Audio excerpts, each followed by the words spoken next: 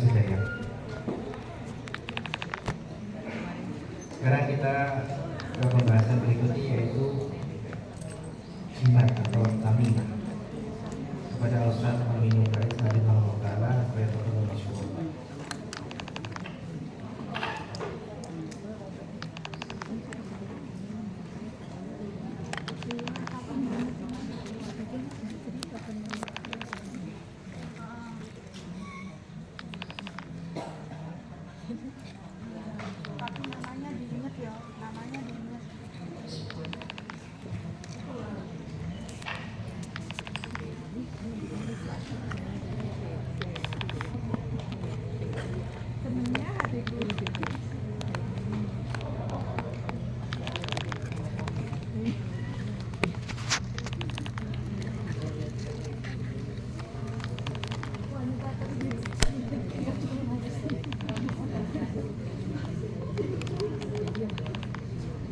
Assalamualaikum warahmatullahi wabarakatuh. Alhamdulillahirabbil alamin. Wassalatu wassalamu ala asyrafil mursalin nabiyina wa maulana Muhammadin wa ala alihi wa sahbihi ajma'in.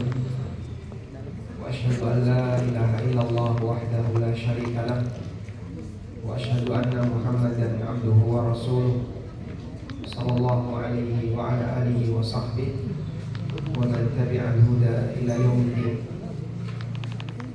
Alhamdulillah, puji syukur kita haturkan kehadirat Allah. Pagi ini kembali kita lanjutkan kajian dengan membaca buku prinsip akidah Ahlussunnah wal Jamaah. Dan kita masih membahas aneka pelanggaran-pelanggaran dalam masalah akidah yang akan kita kupas tentang masalah tamimah atau tentang masalah jimat. Pembahasan sebelumnya tentang masalah ilmu perbintangan. Ada dua bentuk ilmu perbintangan. Yang pertama apa namanya? Astrologi. Yang kedua astronomi. Ada ilmu tentang at-taksir dan ada ilmu tentang at-tasyir. Kalau at-taksir yaitu ilmu tentang astrologi, hukumnya kesyirikan. Dia mengkaitkan keberadaan benda langit dengan fenomena yang ada di muka bumi, padahal nggak ada hubungannya. Dan termasuk turunannya adalah berkaitan dengan hujan. Kalau ada bintang seperti ini akan turun hujan, sehingga dia menisbahkan hujan itu kepada bintang. Maka Nabi SAW melarang keras yang disebut dengan al-istisqa bil anwa. Seseorang optimis akan turun hujan dengan keberadaan bintang tertentu, dan itu tidak ada hubungannya. Kalau orang optimis akan turun hujan dengan adanya mendung, itu memang sebab akibat.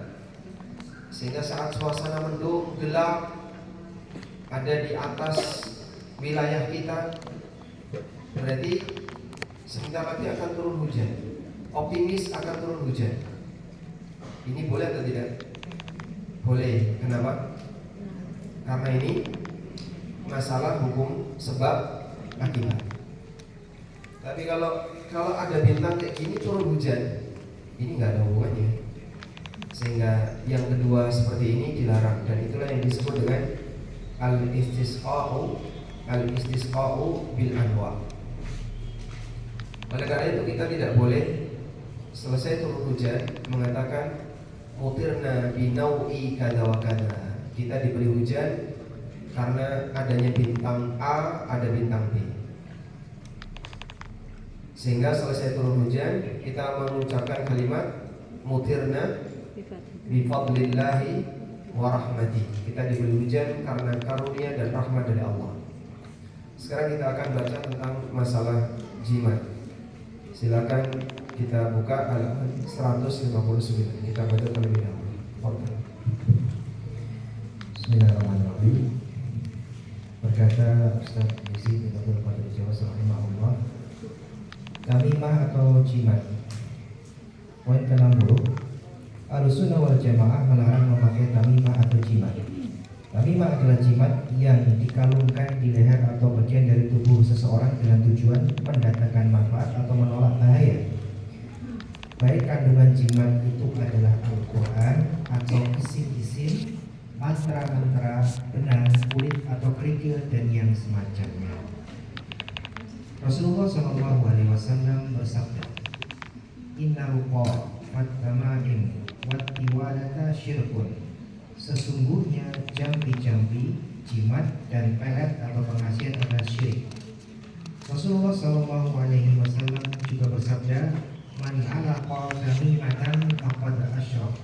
Barang siapa menggantungkan jimat maka ia telah melakukan syirik.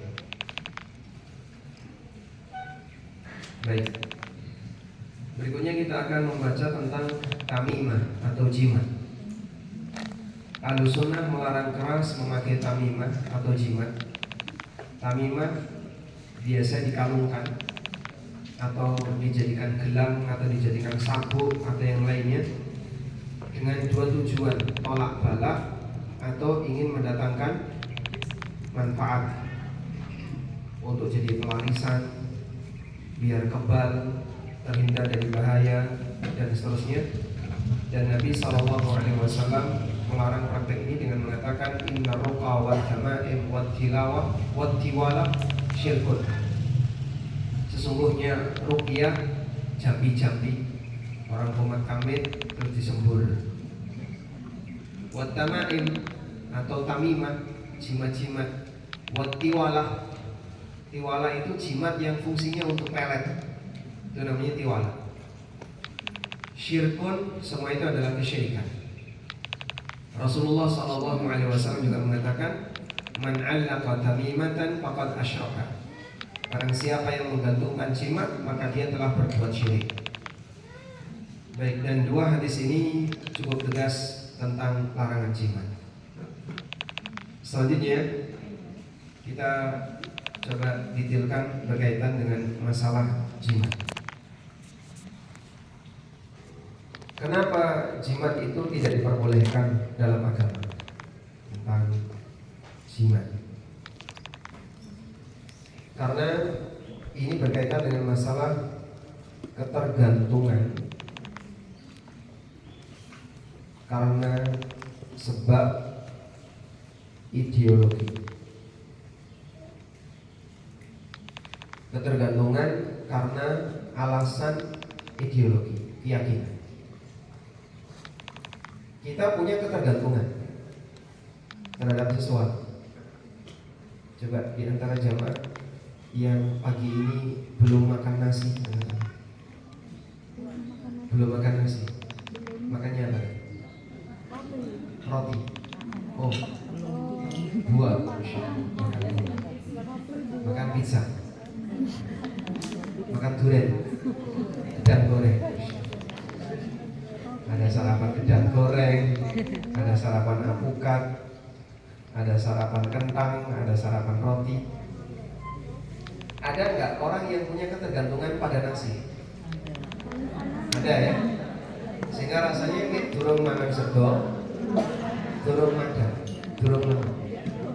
Dia merasa belum makan kalau belum makan nasi. Walaupun sudah makan burjo semangkok, sudah makan arom-arom, sudah makan aneka makanan, tapi sebelum dia makan nasi, dia meyakini kalau dirinya belum makan. Apakah itu termasuk ketergantungan karena ideologi? Oh, kamu punya ketergantungan terhadap nasi. Apakah itu ketergantungan karena ideologi? Ya atau bukan? Bukan. Sehingga orang punya ketergantungan terhadap nasi. Saya itu kalau belum makan nasi itu gemeter kan. Aku nek belum kecekel sego itu gemeter. Saya kalau belum makan ini saya gemeter. Berarti dia punya ketergantungan terhadap makanan tertentu. Syirik atau tidak? Tidak. Tapi ketergantungan itu berkaitan dengan masalah kebutuhan metabolisme yang selama ini dia alami. Sehingga terkadang ada sebagian orang yang metabolisme pencernaannya dia selalu butuh makanan tertentu. Kalau nggak diisi itu badannya gemeteran. Atau kalau nggak diisi itu misalnya dia merasa nggak nggak tenang. Dulu ngombe obat ini rasanya nggak tenang. Sebagai contoh ya, orang punya ketergantungan terhadap obat gula, obat anti diabetes misalnya, atau obat tertentu, suntik insulin misalnya. Kok suntik insulin? Suntik apa namanya? Pokoknya suntik kayak gitu ya. Atau dia punya masalah dengan asam uratnya. Dia kalau nggak makan itu, dia nggak minum obat tertentu, dia rasanya nggak aman. Ada nggak kayak gitu? Merasa tidak aman ketika belum minum obat tertentu. Ada kayak gitu? Ada. Ada suami istri hubungan badan, bojone lali ra ngombe obat. Ketakutan dia apa? Merasa aman atau merasa tidak aman? Merasa tidak aman. Kenapa dia merasa tidak aman? Takut hamil misalnya. Nah, apakah ketergantungan seperti itu termasuk kesyirikan? Bukan. Maka ketergantungan manusia itu beragam. Sehingga ada ketergantungan karena masalah keyakinan, karena latar belakang keyakinan atau ideologi tadi ya. Ada ketergantungan karena kebutuhan. Ada ketergantungan karena merasa tidak aman. Karena merasa tidak aman. Dan seterusnya. Dan ini nilainya berbeda. Nah, mereka yang tidak bisa membedakan mana sebab akibat yang diperbolehkan, mana yang tidak diperbolehkan, disamakan semuanya. Jimat gak jimat, repot amat, biarin aja lah. Kan semuanya juga sebab. Ini dalam rangka mengambil sebab, ini ngambil sebab, ini ngambil sebab. Dia gak bisa membedain antara mengambil sebab yang menimbulkan ketergantungan keyakinan dan mengambil sebab karena kebutuhan dan rasa tidak aman. Ini berbeda. Yang masuk kategori syirik yang mana? Yang pertama, inilah syirik. Seperti ini yang masuk kategori syirik. Sehingga dia punya ketergantungan terhadap benda tertentu karena keyakinan. Makanya sekali lagi, orang akan melakukan apapun walaupun tidak sesuai dengan logikanya karena keyakinannya. Manusia rela melakukan apapun yang tidak sesuai apa? Akal sehatnya. Tidak sesuai akal sehat karena alasan keyakinan. Misalnya, Bapak di sebelah sana ada kotoran sapi. Tolong Pak, Bapak ambil. Ambil buat apa Pak? Ya nanti ditaruh di meja makan. Kira-kira ada jijik nggak? Jijik atau tidak? Jijik ya. Kotoran sapi kok ditaruh meja makan. Ini menjijikkan, bau. Nah, di sana Pak, kalau tanggal 1 Syuro, kotoran kebo itu juga jadi bahan rebutan Pak. Kebunya diarak gitu ya. Begitu nelek, wah diperebutkan, diusapkan di badan. Dan dia menganggap itu barokah. Maka telek kebo barokah. Kotoran kerbau yang diyakini berkah, sehingga diusapkan di mukanya, dan diusapkan di badannya. Kenapa dia mau seperti itu? Kenapa dia mau seperti itu? Keyakinan. Akal hilang gara-gara keyakinan. Orang akan melakukan apapun sesuai dengan keyakinannya walaupun gak masuk akal. Bapak saya pernah bercerita ya. Jadi dulu sebelum semarak ada WC di dalam rumah, orang itu kalau buang kotoran di tepi laut atau di sungai. Nah, yang dipakai untuk buang kotoran itu jembatan, sehingga mereka jejer-jejer di pinggir jembatan itu untuk buang kotoran. Itu kan kadang ada kotoran yang nemplek di jembatan, baru lama-lama terus jatuh. Akhirnya nempel di jembatan ini aneka kotoran-kotoran kering Pak. Nah, bapak saya pernah lihat ada orang yang ngerik kotoran yang nempel tadi, yang sudah kering tadi, dikerik, rontokannya itu ditadai. Ditanya, digowo wedak sawan, masya. Wedak sawan, tahu wedak sawan? Sawan. Jadi kalau ada bayi yang tiba-tiba demam, nangis terus tiap malam nggak meneng-meneng, diwedai pakai kotoran tadi. Subhanallah. Padahal itu najis ya. Tapi orang menggunakan itu untuk obat. Ini berangkat dari apa? Keyakinan. Nah, alasan-alasan keyakinan seperti inilah yang menyebabkan dia itu rusak ideologinya, sehingga kenapa ketergantungan yang disebabkan karena keyakinan ini dilarang, sebab ini merusak iman. Maka yang ini syirik. Tapi kalau ketergantungan karena kebutuhan, ketergantungan karena merasa tidak aman dan seterusnya, ini tidak sampai syirik. Walaupun kalau berlebihan sampai pada tingkatan kesyirikan. Sehingga yang karena kebutuhan ini kalau berlebihan itu batasannya adalah hilang tawakal. Menyebabkan hilang tawakal. Dia terlalu tergantung kepada obat.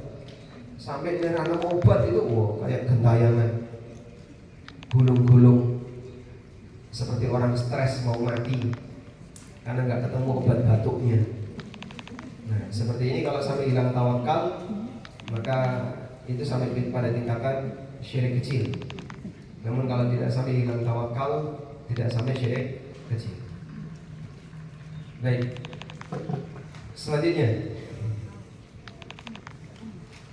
kita diajarkan untuk ini prinsip dalam hidup, bahwa jika manusia ingin mendapat akibat, maka harus apa? Menempuh sebab. Harus menempuh sebab. Sebab di sini ada hubungan sebab akibat. Kalau kamu ingin mendapatkan akibat tertentu, maka kamu harus menempuh sebab sesuai dengan jenis akibatnya. Pengen pinter, sinau. Pengen sugih, nyambut gawe. Pengen duit-duit, kerja. Pengen kenyang, makan, dan seterusnya. Maka kita melakukan sebab untuk mendapatkan akibat. Ini prinsip dalam hidup. Satu-satunya zat yang bisa menciptakan akibat tanpa sebab hanya Allah. Oleh karena itu, hamba tidak boleh ingin mengambil sebab, ingin mengambil akibat, tapi tidak melalui sebab. Anda tulis di sini. Satu-satunya zat yang bisa menciptakan akibat tanpa sebab hanya siapa? Allah. Apa dalilnya, Pak? Allah berfirman, innama amruhu idza arada syai'an ay yaqula lahu kun fayakun. Allah kalau menghendaki sesuatu, Allah tinggal berfirman kun fayakun. Misalnya di surat Al-Baqarah, Allah Subhanahu wa taala berfirman, wa idza qada amran fa innama yaqulu lahu kun fayakun. Allah kalau mau menetapkan sesuatu, Allah tinggal berfirman kun, maka jadi. Surat Al-Baqarah ayat 117. Hari ini surat Al-Baqarah ayat berapa? 117. Demikian pula yang disebutkan dalam surat Yasin. Ayat Allah berfirman di surat Yasin, Innama amruhu idza arada syai'an ay yaqula lahu kun fayakun. Ketetapan Allah ketika Allah menghendaki sesuatu, Allah tinggal berfirman kun, maka jadikan. Surat Yasin ayat 80. Nah, ini semuanya mengajarkan bahwa satu-satunya zat yang bisa menciptakan akibat tanpa sebab hanya Allah. Berarti kalau makhluk gimana? Jika kamu ingin akibat, maka tempuhlah sebab. Kau tidak punya kemampuan kun fayakun. Maka makhluk tidak boleh pengen pintar, celing pintar. Itu loh, buat sisanya ustaz diombe. Sisanya ustaz diombe. Minum sisa minuman ustaz akan berubah menjadi blendingan. Percuma saja ya, tidak bisa membuat orang jadi berubah jadi pintar. Kalau seperti itu ya, minum sisanya dokter jadi dokter, minum sisanya presiden jadi presiden. Manusia di cloning keadaannya hanya dengan mengkonsumsi sisa makanan. Apa yang Bapak lakukan kalau melihat ada sisa minuman ustaz?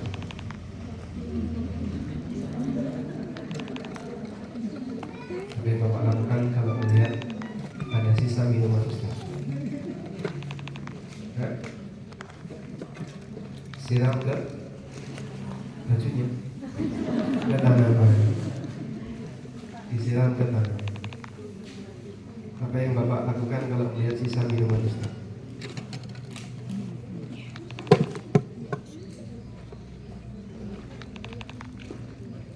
Dibuang di tempat cucian. Apa yang Bapak lakukan kalau melihat sisa minuman? Kau di WhatsApp suruh ngabisin ya. Ustadz yang sesuai sunnah, makanan dan minuman itu dihabiskan, monggo dihabiskan. Jadi kalau ketemu sisa minuman dan makanan, baik kiai, ustadz maupun siapapun, minta beliau menghabiskan, karena yang lebih sesuai sunnah dihabiskan. Baik, kita lanjutkan. Oleh karena itulah jimat rusak di sini, sehingga ada manusia ingin menempuh akibat, ingin mendapatkan akibat, maka dia harus menempuh sebab. Nah, dalam menempuh sebab, di situ dia pakai jimat. Padahal ini tidak ada hubungannya dengan akibat. Jimat ini tidak ada hubungannya dengan akibat.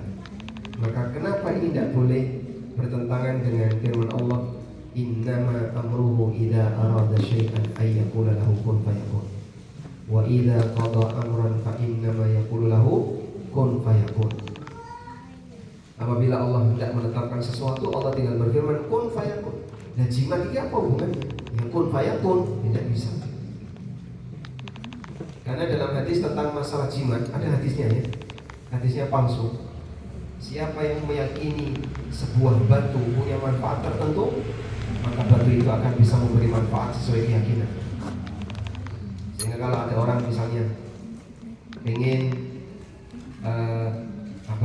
pengen selamat, dia ambil batu, terus dia yakini batu ini bisa menyelamatkanku, maka batu ini akan berfungsi bisa menyelamatkan dia. Kemudian dilempar jadi bom. Keyakinan seperti ini tidak benar. Tidak ada keyakinan itu. Oleh karena itulah yang lebih tepat bahwasanya posisi jimat ini merusak keyakinan bahwa satu-satunya zat yang bisa mendatangkan akibat tanpa melalui sebab hanya Allah. Nah, sekarang jadi Anda bisa memahami kenapa jimat itu dilarang, karena dua pertimbangan. Menimbulkan ketergantungan karena alasan keyakinan. Yang kedua, bertentangan dengan prinsip bahwa kalau orang mau mengambil sebab, mau mendapatkan akibat, maka dia harus menempuh sebab, dan sebab itu harus punya hubungan dengan akibat.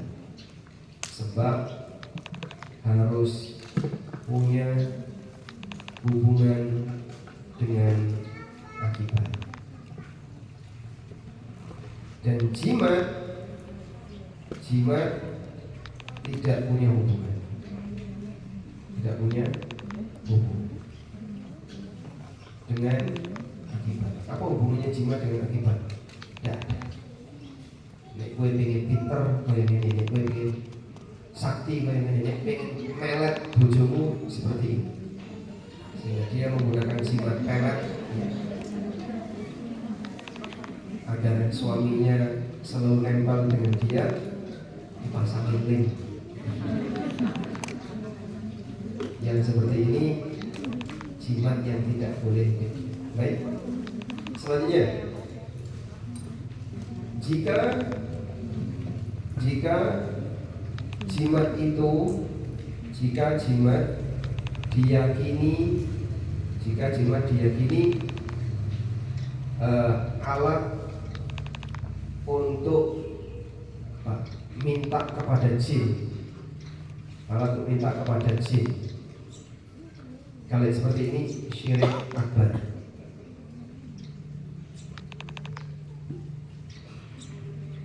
Karena dia akan berikan persembahan kepada jin, karena dilalui dengan persembahan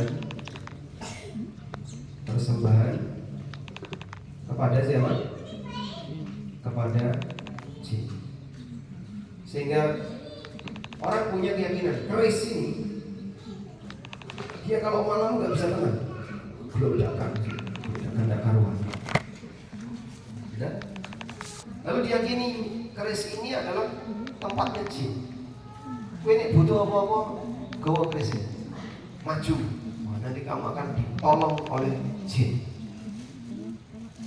Terus caranya gimana? Sebelum penggunaan, kamu harus cuci dulu keris ini dengan ini, baca wirid-wirid ini dan seterusnya. Nanti sambil bakar dupa-dupa, nah baru berfungsi. Maka dia sajen dulu kepada jin, baru kemudian kerisnya berfungsi. Kalau sudah seperti ini syirik akbar. Dan banyak orang punya keyakinan aneka senjata, dia bisa mendatangkan bantuan jin, tapi melalui ritual-ritual khusus. Untuk bisa memfungsikan senjata ini agar nanti punya kekuatan besar, punya daya dorong yang kuat, seperti keris empu gandring. Sehingga dia kalau dipakai harus pakai sesajian dulu. Ini syirik akbar. Kalau seperti ini syirik akbar. Sehingga jimat ada yang syirik akbar, ada yang syirik akbar. Kapan dia syirik akbar? Jika ada sajen untuk jin. Sesajian untuk jin itu bisa bentuknya ritual, doa, gerakan, atau bacaan tertentu. Bisa juga aneka makanan, asap-asapan, dan seterusnya. Yang kedua, syirik kecil. Jika tidak ada sajen untuk jin, sehingga hanya menggunakan apa ini, benda-benda tertentu yang diyakini benda itu bisa menjadi sebab untuk mendapatkan hal tertentu. Ya. Selanjutnya mengenai media jimat. Media jimat bisa benda keramat, misalnya senjata. Senjata itu diyakini sebagai benda keramat. Kemudian batu-batu keramat, seperti batu akik dengan gambar tertentu dan seterusnya. Lalu bisa juga yang kedua dengan tulisan. Nah, kalau tulisan-tulisan ini boleh nggak Pak? Yang pertama, jika tidak jelas, ini jimat yang dilarang. Ini jimat yang dilarang. Misalnya orang nulis dengan aneka tulisan raja atau pakai rumus-rumus tertentu, tidak jelas. Contohnya, coba lihat ini. Ini buku judulnya buku Mujarobat. Jangan ditiru ya. Sehingga dia punya rumus-rumus khusus. Jimat kayak gini fungsinya apa, jimat seperti ini fungsinya apa. Dia tulis seperti ini. Bismillahirrahmanirrahim. Fulan, Allah Ar-Rahman Ar-Rahim Fulan. Bismi Ar-Rahman Ar-Rahim Fulan. Bismi Allah Ar-Rahman Fulan. Ada di sela-sela ada tulisan Fulan. Fulan ini nanti ditulisin namanya. Nah, dia punya keyakinan kalau orang nulis seperti ini lalu disimpan dalam kertas, ditaruh bantalnya, maka si Fulan ini akan lengket dengan dia. Ini namanya apa? Pelet. Mau ditiru? Uji coba. Ini contoh jimat pakai Al-Quran. Kayak buku ini bahasa Arab ya Pak? Bahasa Arab. Abu Jahal juga pakai bahasa Arab. Jangan terpukau dengan yang penting bahasa Arab. Karena bahasa Arab tergantung bagaimana orang menggunakannya. Dan masih banyak yang lainnya. Ini hanya contoh. Coba kita cari rumus-rumus yang lain. Rumus-rumus yang lain barangkali ada. Ini cuma buka secara online. Saya nggak download. Ada nggak? Contoh. Masya Allah. Ini bacanya apa Pak? Ya rasa diwajah itu bahasa Arab. Ini huruf Arab yang dijejer. Tapi kalau yang berdiri ini, yang ini ya, Raufun, Daimun, apa ini? Qayyum, Matin, Rabbun, Dayyan, Ahad, Qadir, Rahimun, Dayyan, Tawwab, Qadir, Matin, Razik. Ini nama-nama Allah. Qahhar. Terus tengahnya ditulis kayak gini. Fungsinya apa ini? Tidak tahu. Fungsinya apa? Baca dulu.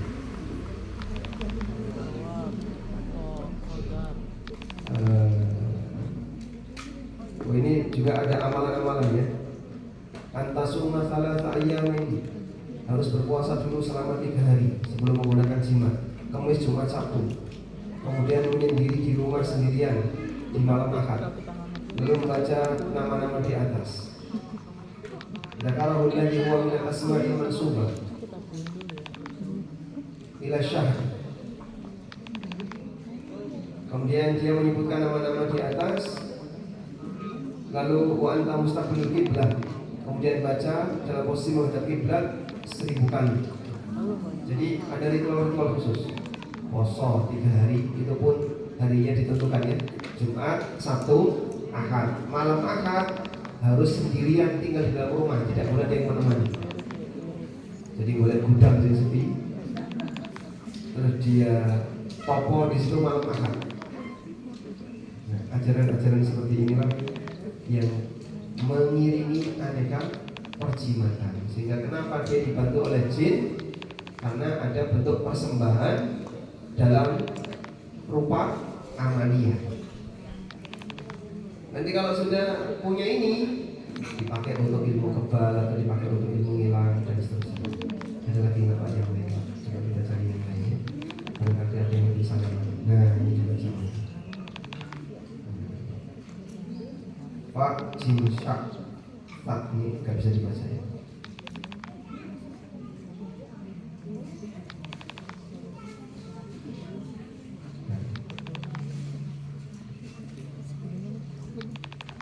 Ini obat untuk atau jimat untuk membongkar sihir yang mengenai laki dan perempuan. Di sini ada penjelasan al-takhudha qit'ata khashabin. Dia ambil sepotong kayu madhuna yang sudah dicelup dengan minyak wangi.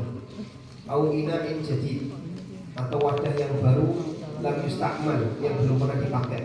Beli mangkok baru yang belum pernah dipakai. Wa tuktabu fihi al-ahruf. Kemudian dituliskan huruf-huruf berikut ini. Wa tamquha bizait, lalu diusap dengan minyak zaitun. Bizaiti tibin wa yudahhan minhu rajul dzakarahu. Kemudian digunakan minyak wangi, dioleskan di huruf-huruf ini, hurufnya seperti ini. Kemudian untuk laki-laki usapkan di kemaluannya, wanita diusapkan di farjinya.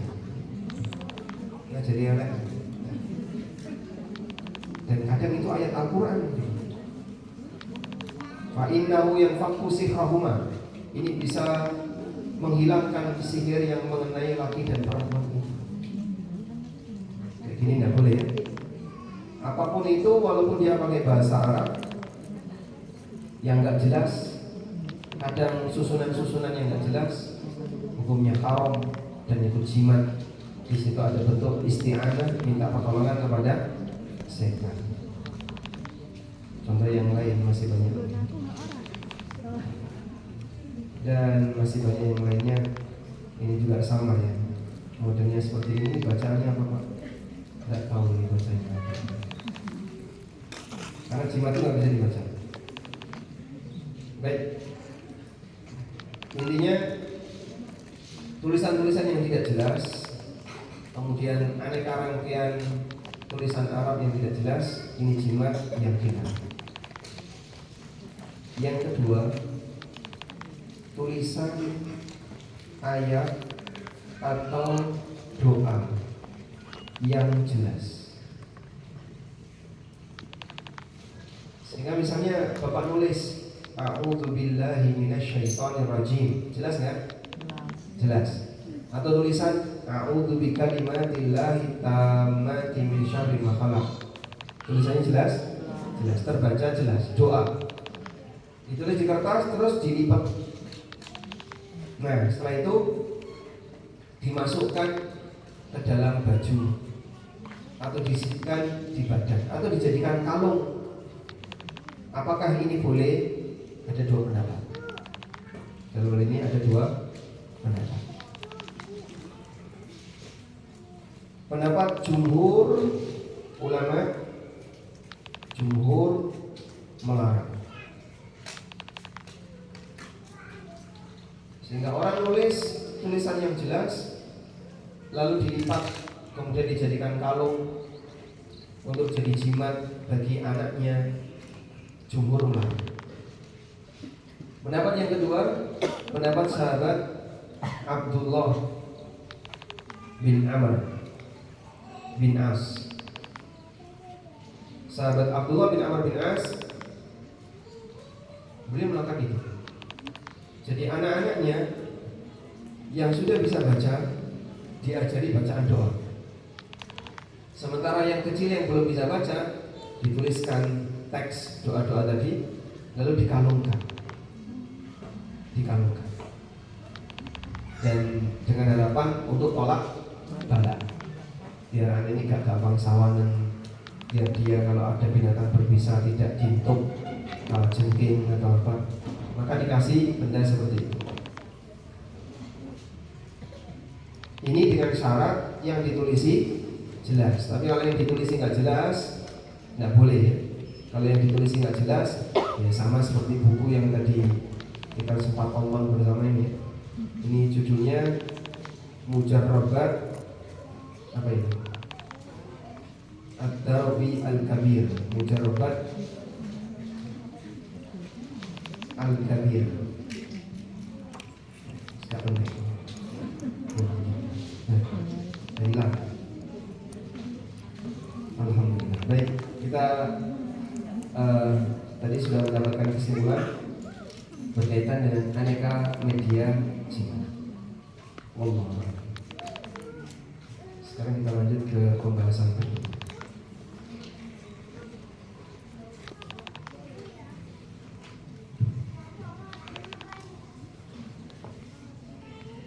Bismillah. Tatoyur atau menganggap sial karena sesuatu. Poin ke-61. Ahlussunnah wal Jamaah tidak percaya kepada tiarah atau tatoyur. Tatoyur atau tiarah yaitu merasa bernasib sial karena sesuatu.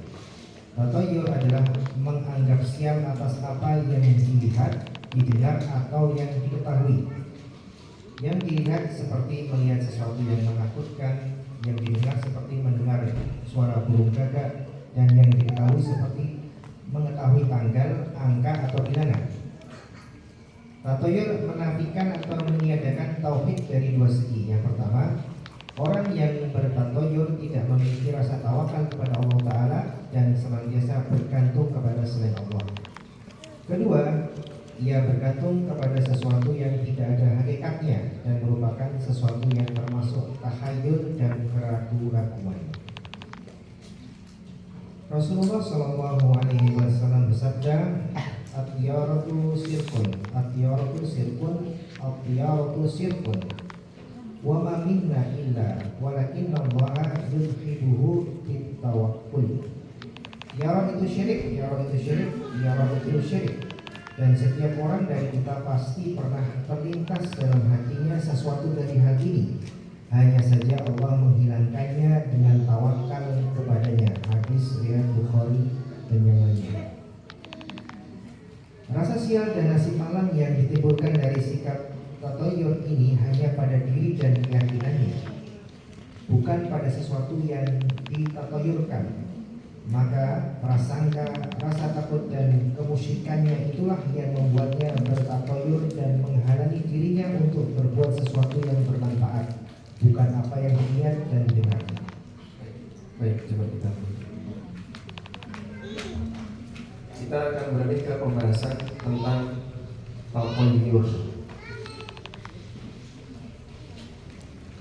atau tiara. Disebut tatoyur, bisa juga disebut dengan tiara. Kenapa kok disebut tiara atau tatoyur? Dari kata ta'ir, dari kata ta'ir. Apa artinya ta'ir? Artinya ta'ir adalah burung.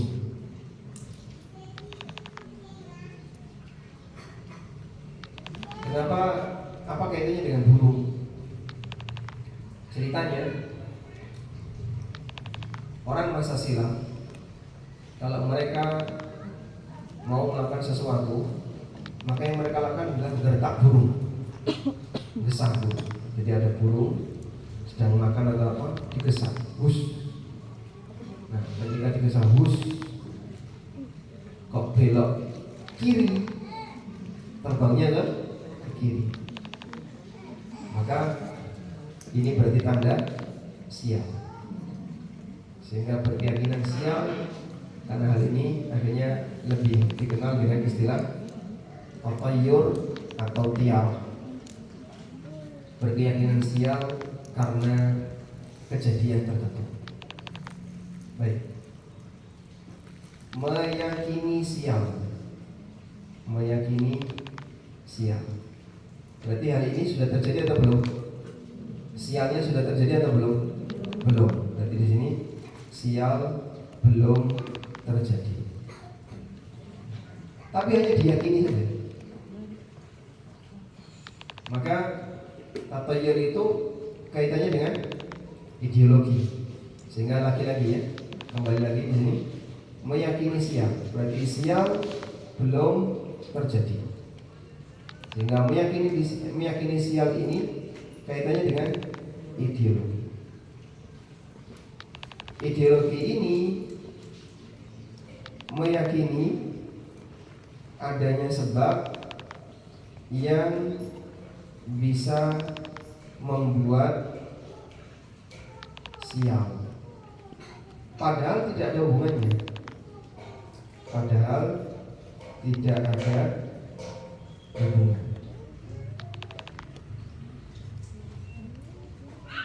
Sehingga ini dan itu tidak ada hubungannya. Kenapa kau yakini? Ya ini tidak jauh beda dengan model jimat tadi. Dia yakini seperti ini padahal tidak ada hubungan. Karena itu meyakini sial kalau ada hubungannya boleh tidak? Meyakini sial tapi ada hubungannya boleh nggak? Boleh atau tidak? Boleh. Maka di sini meyakini sial tapi ada hubungan seperti ini boleh. Kalau meyakini sial tidak ada hubungan, apa gitu? Bapak jangan jejer dengan yang kaos merah, Pak. Nanti tidak siap. Ada hubungannya nggak? Kaos merah itu bisa menjadi sumber sial? Tidak ada, tidak ada. Sehingga ketika kita meyakini itu, berarti kamu meyakini sesuatu yang tidak ada hubungannya. Apa hubungannya? Kalau pakai kaos merah atau jejer dengan orang kaos merah akan siap? Ya tidak tahu, tapi itu yang kita yakini. Dia tidak akan bisa memberikan penjelasan ilmiah, tapi jadi keyakinan. Kamu jangan mau rumahmu dikasih nomor 13. Nah terus nomor yang benar 12A. 11, 12, 12A, 14. Lantai 4 jangan. Harusnya lantai 1, 2, 3, 5. Beberapa angka dihindari. Ini apa-apaan? Padahal kan tidak mungkin dia keluar dari lantai 4. Tapi kan namanya bukan lantai 4, Pak. Ini lantai 5. Realitanya dia lantai 4. Tapi diberi angka 5. Bukan model. Karena dia meyakini sesuatu sebagai hal yang menjadi sebab sial, padahal tidak ada hubungannya. Kalau ada hubungannya, boleh. Sebutkan sebab sial.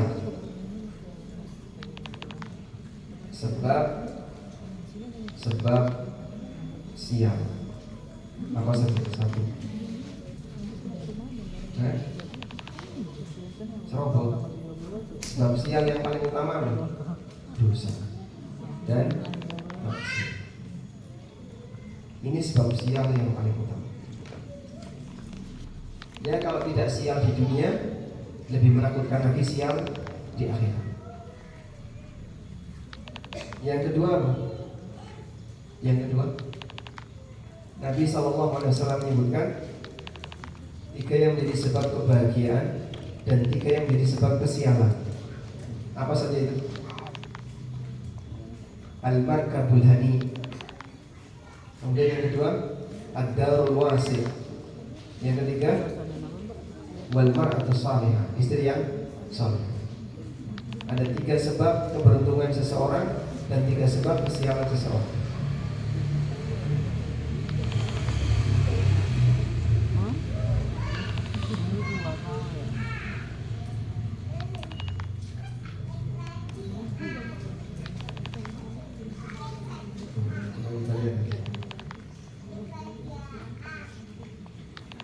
Rasulullah SAW pernah bersabda,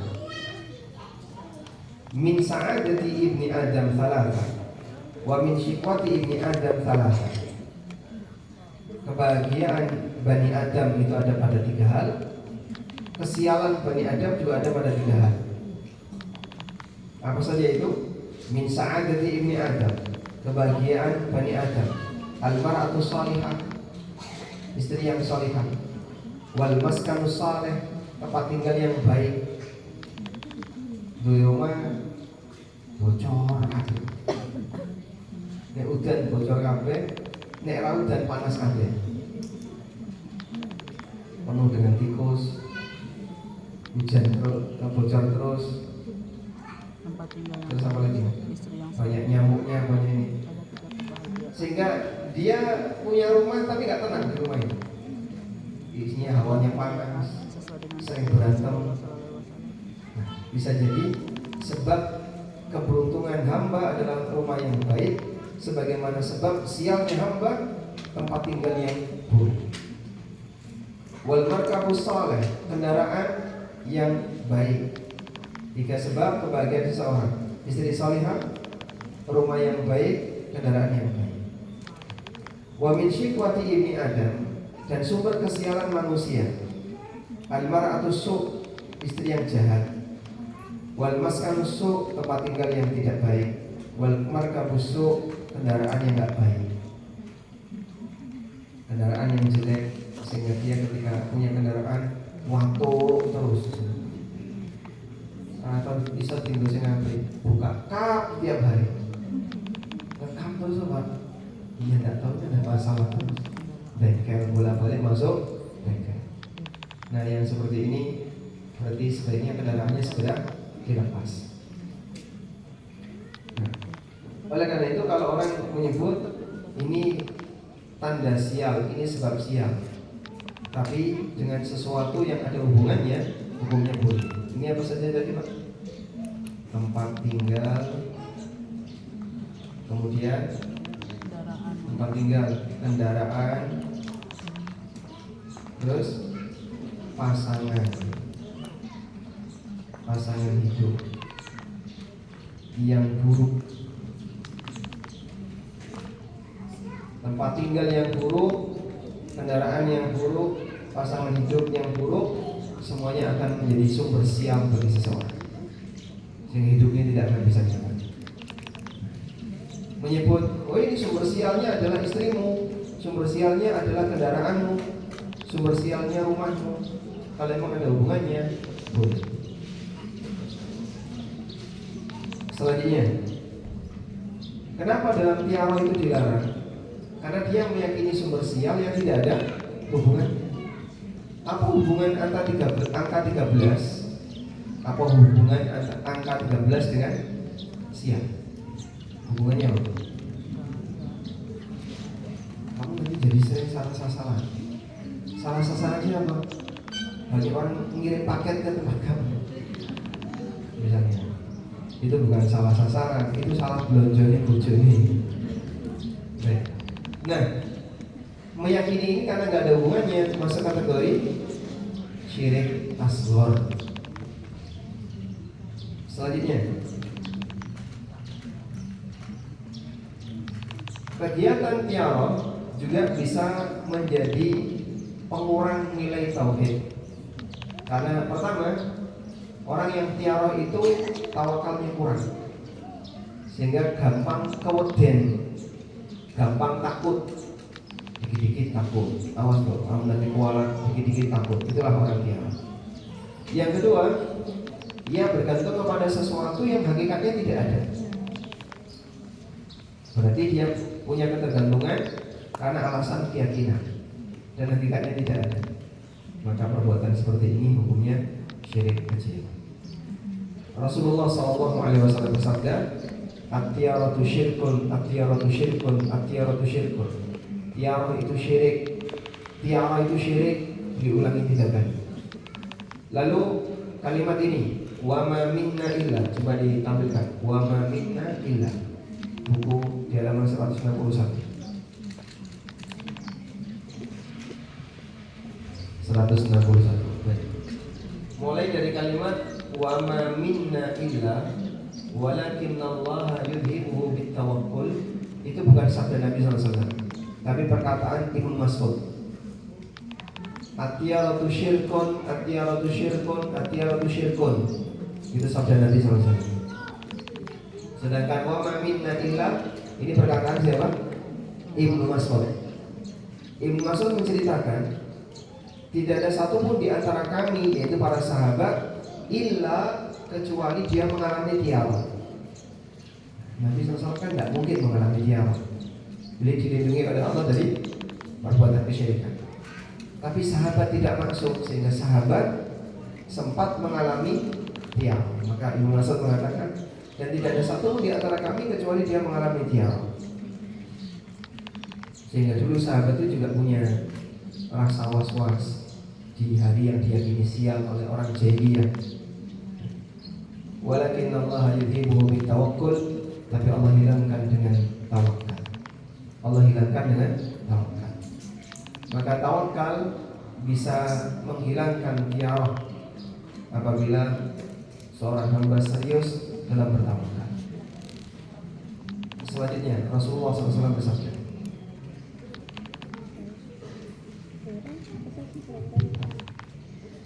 Rasulullah SAW bersabda, barang siapa mengurungkan niatnya karena tiara, maka ia telah berbuat syirik. Para sahabat bertanya, lalu apakah tebusannya? Beliau SAW jawab, hendaklah ia mengucapkan, Allahumma la khaira wala tayran illa tayruka wala ilaha ghairuka. Ya Allah, tidak ada kebaikan kecuali kebaikan darimu. Ia adalah burung itu yang dijadikan objek tatayur melainkan makhlukmu, dan tidak ada ilah yang berhak diibadahi dengan benar selain engkau. Hadis riwayat Ahmad dan disahihkan oleh Syekh Ahmad Muhammad Syakir. Baik. Hukum tiarah atau hukum tatayur lagi. Satu, jika diyakini dengan keyakinan yang mantap, diyakini dengan serius, maka ini syirik asghar. Ini syirik kecil. Yang kedua, jika tidak diyakini tapi timbul was-was.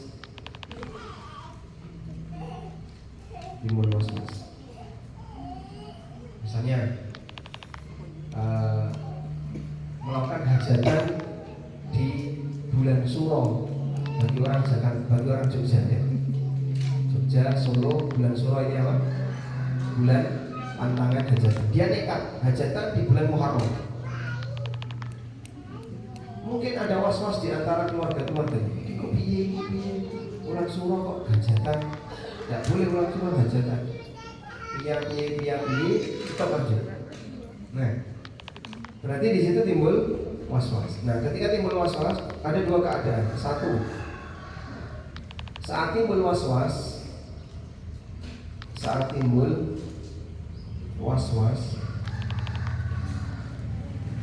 lalu ketika timbul was-was ini dituruti sehingga dia batalkan rencana.